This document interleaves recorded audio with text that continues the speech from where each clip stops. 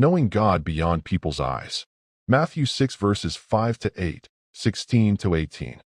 Jesus opens a rare door into God's heart in Matthew 6. He teaches us how to pray, how to fast, and how to seek God in a way that is honest, humble, and powerful. What he teaches here is not just a rule. It is a revelation about how God wants to relate with us.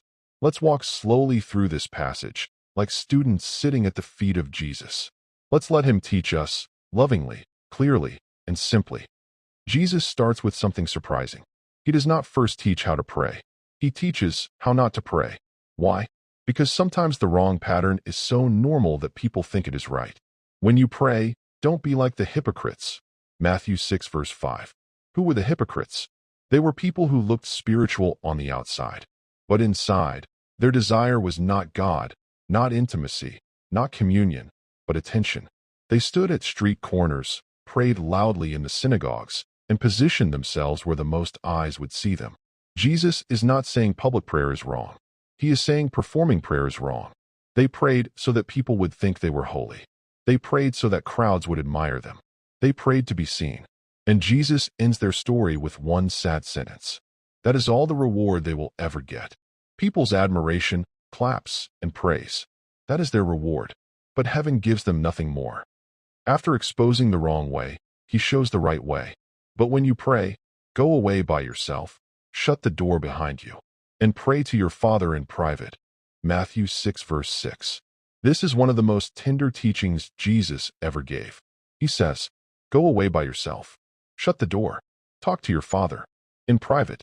Jesus does not describe prayer as a religious performance. He describes it as a private conversation between a child and a father. Notice something important. He did not say, pray to God. He said, pray to your Father. This changes everything. If you see God as a distant judge, prayer becomes stressful. If you see God as a stranger, prayer becomes formal. If you see God as an audience, prayer becomes performance.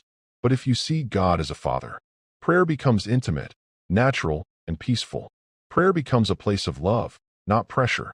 A place of honesty, not perfection. A place of relationship, not religion. And Jesus promises something powerful.